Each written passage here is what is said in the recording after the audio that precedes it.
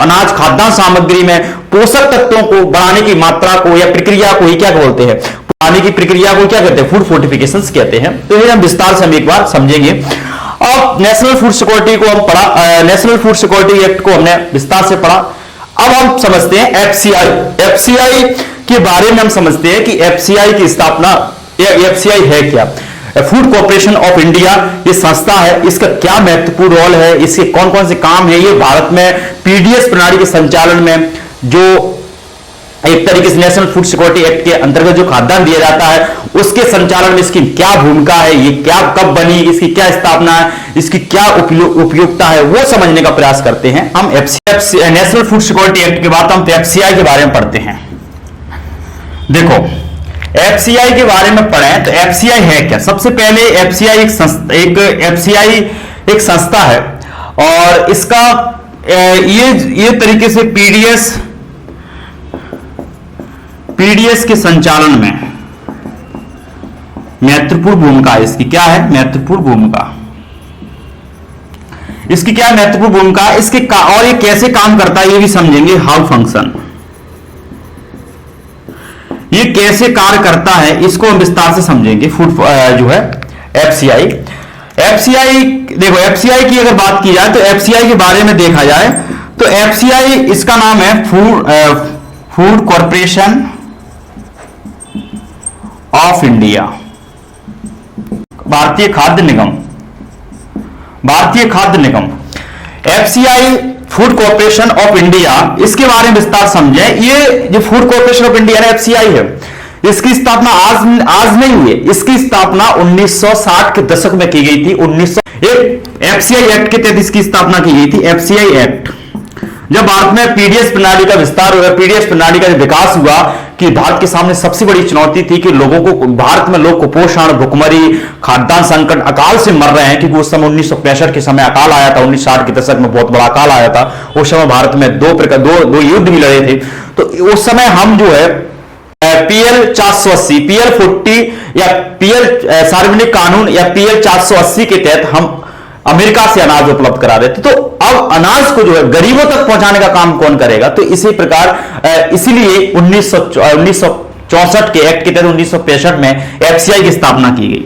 तो एफसीआई की स्थापना 1964 के एफसीआई एक्ट के तहत की गई, संसद द्वारा की गई थी, भारत के पार्लियामेंट द्वारा इसकी स्थापना की गई। 1965 में एफसीआई बना। एफसीआई को जिम्मा दिया गया।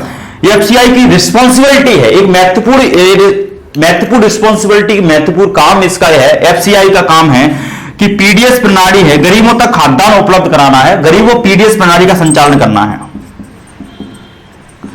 और ये संचालन कराने वाली महत्वपूर्ण संस्था है। और ये संस्था, ये पीएसयू है, आपको पता है ये सेंट्रल गवर्नमेंट का पब्लिक सेक्टर अंडरटेकिंग, सार्वजनिक क्षेत्र का उपक्रम है। ये कोई निजी संस्था नहीं है, ये सरकारी संस्था है और इतनी ताकतवर संस्था है।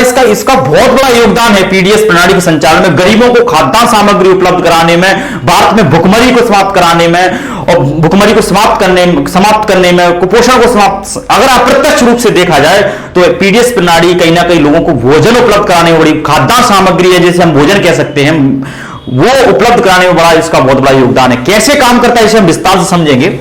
एफसीआई क्या करता है कि पीडीएस प्रणाली का संचालन करता है और साथ ही ये क्या करता है एमएसपी के तहत, एमएसपी मिनिमम सपोर्ट प्राइस के तहत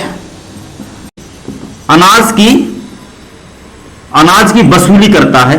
इसे हम वसूली कह सकते हैं और या फिर हम खरीद कह सकते हैं। प्रोक्यूरमेंट करता है अनाज की, और पूरे भारत में देखा जाए। अब इसके और भी कार्य हैं वो समझेंगे। अब क्या किया गया, एफसीआई के बारे में और समझते हैं। ये जो है स्टेटरी बॉडी है, स्टेट्यूटरी बॉडी, ये सामरिक निकाय है, ये वैधानिक निकाय है, कोई एग्जीक्यूटिव के अंडर में आने वाला, सरकार के अंडर में आने वाला एक संस्था नहीं है। इस पे पूरा नियंत्रण, अगर इसके कार्य में या फिर इसके शक्तियों में विस्तार करना है या घटाना है तो पार्लियामेंट में संशोधन, पार्लियामेंट के द्वारा एफसीआई एक्ट में संशोधन करने होंगे। इसके कार्य, इसकी शक्तियां बढ़ा सकते हैं, इसके कार्य क्षेत्र को बढ़ा सकते हैं। एफसीआई एक्ट 1964 में संशोधन करने का अधिकार संसद के पास है। इस संसद की शक्ति को विस्तार कर सकती है, इसकी शक्ति को सीमित कर सकती है, इसके कार्य क्षेत्र में विस्तार कर सकती है।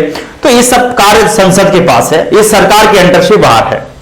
और 1965 इसकी स्थापना की। इसका मुख्य जिम्मा है कि पीडीएस का संचालन करना है और एमएसपी के तहत अनाज की खरीदारी। एफसीआई एमएसपी का निर्धारण नहीं करेगी। एमएसपी का निर्धारण करने के लिए 1965 में ही कृषि मंत्रालय के अधीन, जो भारत सरकार का कृषि व किसान कल्याण मंत्रालय था, उसके अधीन सीएसीपी कृषि मूल्य लागत आयोग, ये जो आयोग है ना, उसकी स्थापना 1965 में कर दी गई थी।